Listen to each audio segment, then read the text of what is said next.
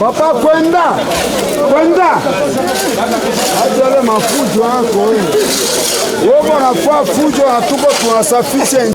Akishirikiana na watu wenye pato ndogo na wazee wanaoitwa Bapeble, meya wa mji wa Goma Desire Ngabo Kisuba ameendesha kazi za usafi, hasa kutoa takataka barabarani.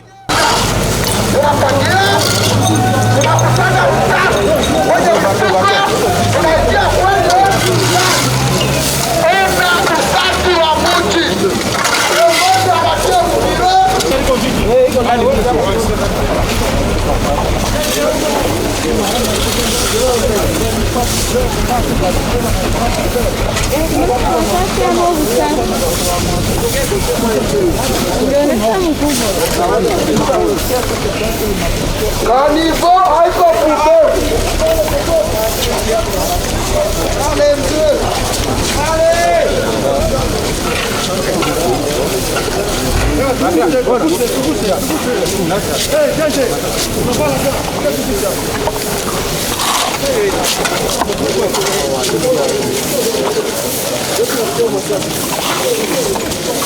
Kiongozi anapoonyesha mkono wote kunaiba na kutenda.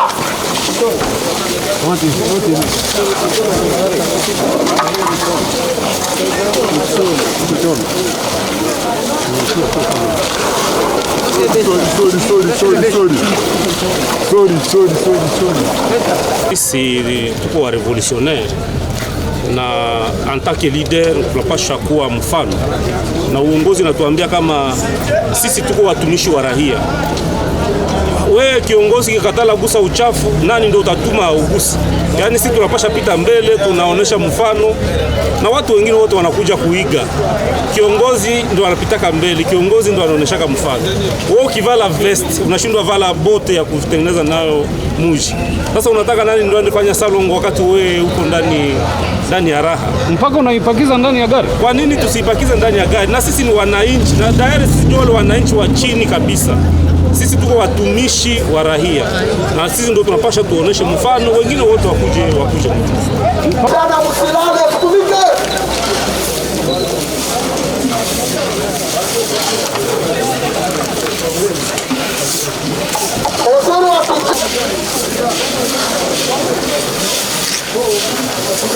Kama president wa komiti ambapo amenyangula mfuko, kwa nini wewe mturusi mwingine usinyangule? Kama meya kuja amenyangula mfuko, kwa nini wewe pia usinyangule? Kama komanda la polisi anafagia, kwa nini wewe usifagie? Haki ya salongo ni kwa watu wote, watu safi katika mazingira safi. Kwa kamanda wa polisi na yeye ni mwananchi na yeye ni revolutionnaire. Na afande wetu Sultani Makenga naye anafanyaka salon. Na siku nyingine mtamwona tulokea naye. Coordinateur Corneille Nanga. Yeye peke kwanza yeye mei naye kunafanya salon. Na siku nyingine mtamwona. Kama gavana naye anafanya salon. Sisi ni wanani juu sisi tusifanye. Safi katika mji safi, katika mazingira safi. Tumika na twende.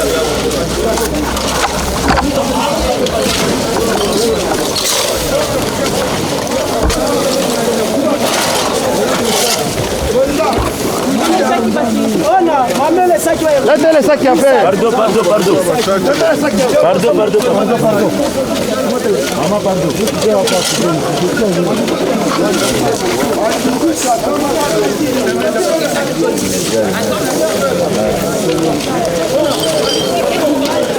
Mtu hana wote kisha naende kontrolea kwa polisi. Kwa kwanza na mimi mlango mchapole.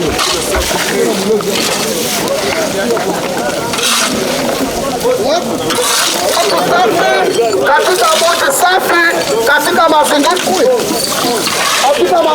safi. Wale atro. Kwa nini sasa?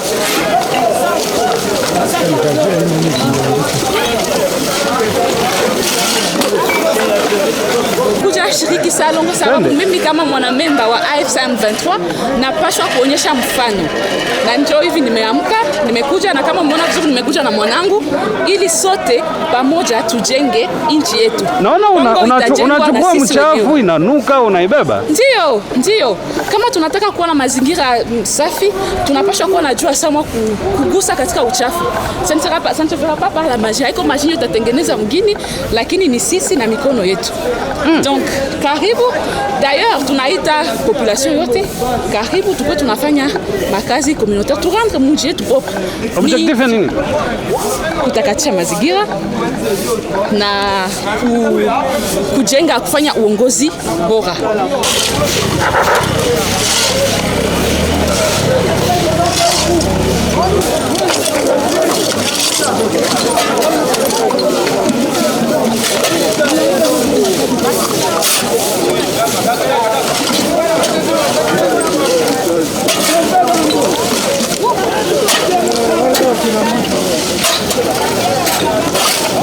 Angalia.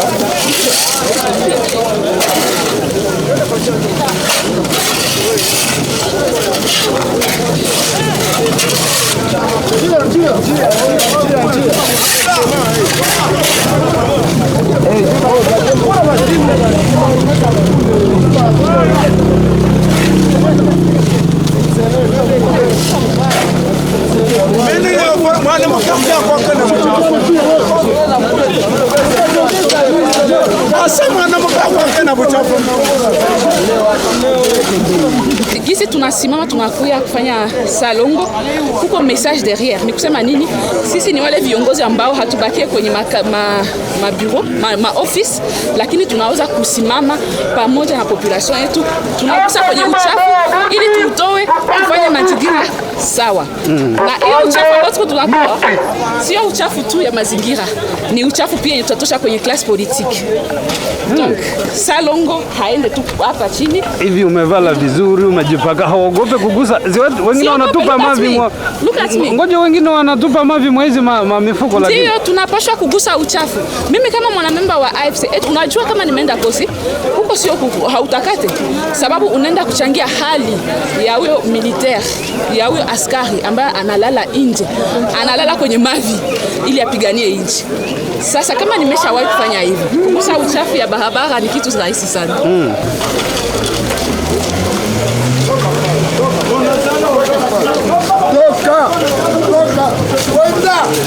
Kwenda mimi natie pale tuko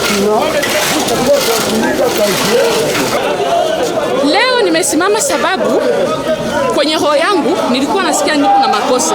Na sasa kwa nini kunapita masalongo lakini sijawahi kusimama nikuje? Na nikasema a partir ya leo kila samedi nitajiunga na meya, nitajiunga na wengine. Watu tutatumika pamoja, tutakatishe nchi. Asante sana. Jina? Lilian, Madame Lilian.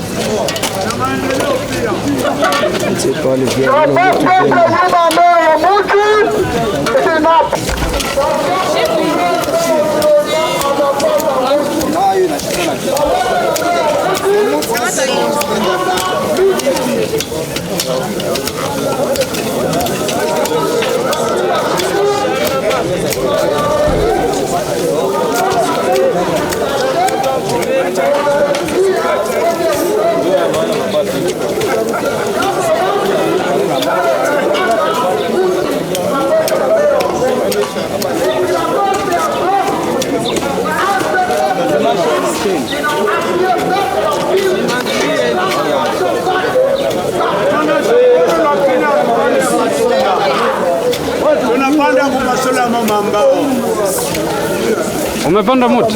Tena. Tena nimepanda miti, nimepanda around I did around 10 countries. Itasaidia nini miti yako? Itasaidia kwa mazingira safi, kwa mazingira bora, kwa kusafisha mji. Mazingira bora ya kwanza, hewa nzuri kwa population na environnement. Na ingine kwa uzuri kwa nchi. Asante.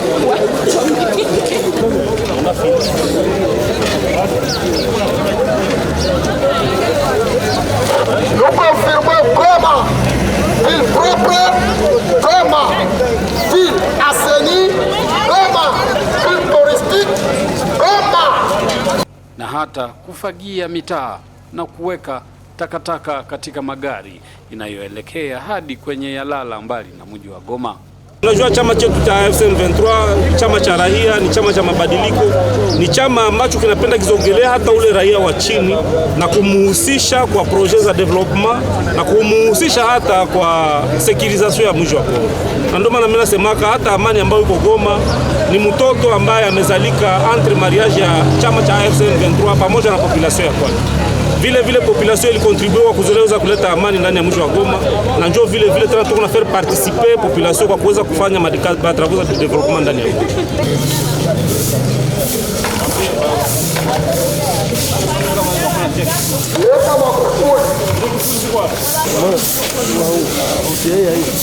Sasa kiongozi anaonyesha mfano tunaingia na kutonga. Twende basi.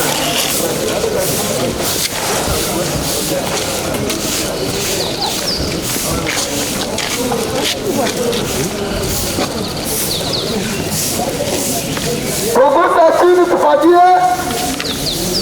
Utie usafi kwenye mfuko. Tupande peluze nzuri.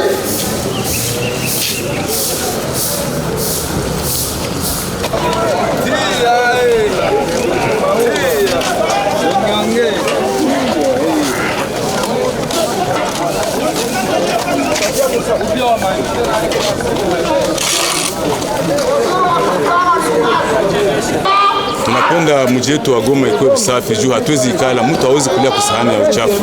Tunekala ndani ya mwingine, watu wakuwe wasafi na mwingine ikuwe safi. Ukiangalia wewe naona huko mzee mtu wa Goma zamani, ukiangalia utofauti wa Goma leo na wa zamani kwa leo kabisa Goma inaonekana inakuwa Goma propre. Leo tuko ndani ya Goma propre. Goma iko kabisa kama vile Bulaya. Na hivi tunaendelea, tunajua kama itaendelea kuwa propre sawa sawa na vile Mungu atataka. Sawa.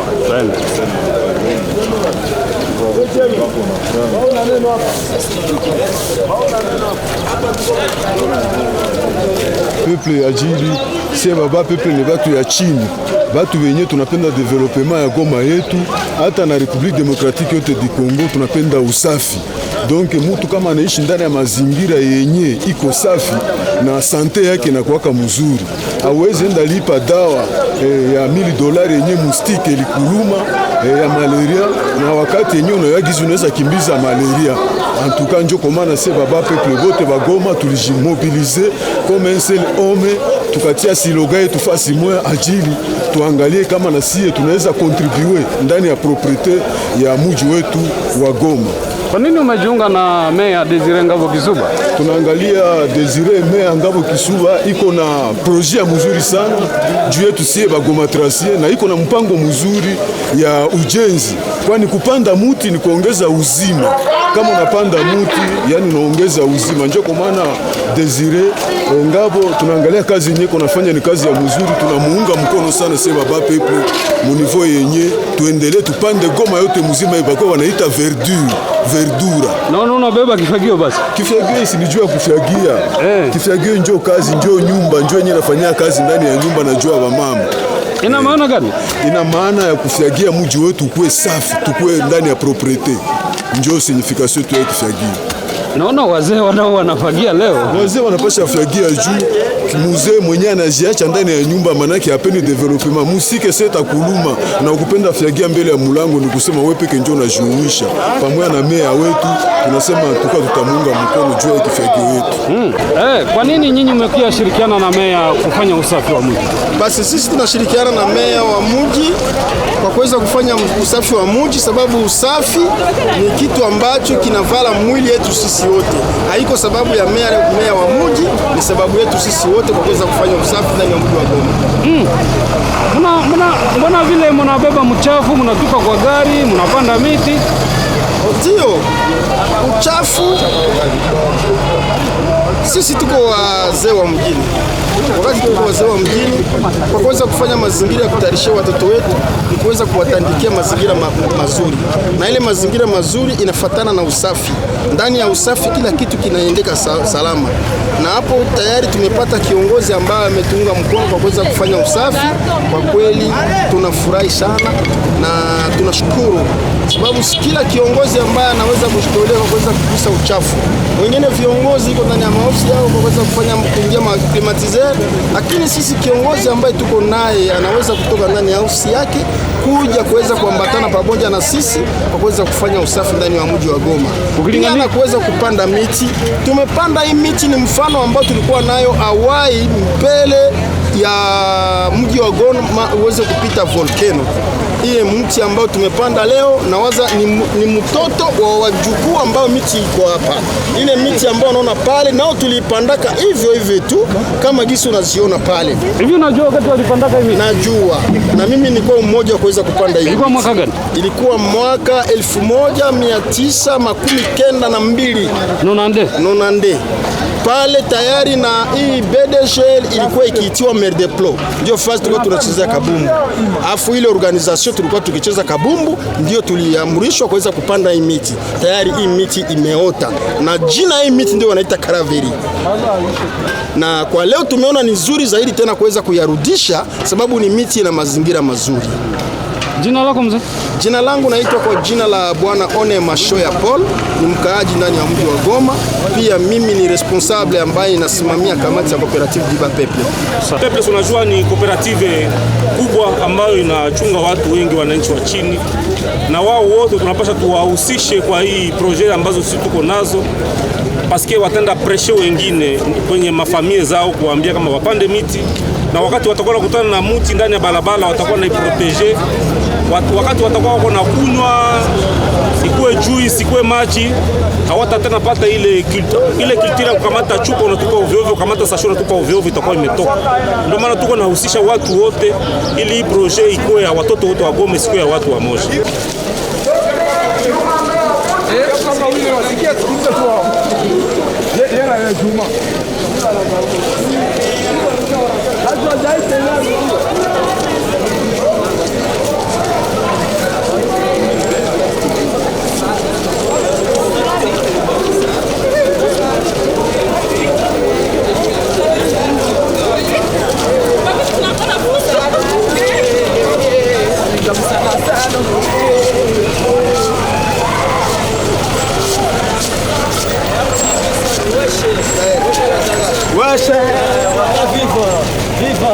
Waka en forme.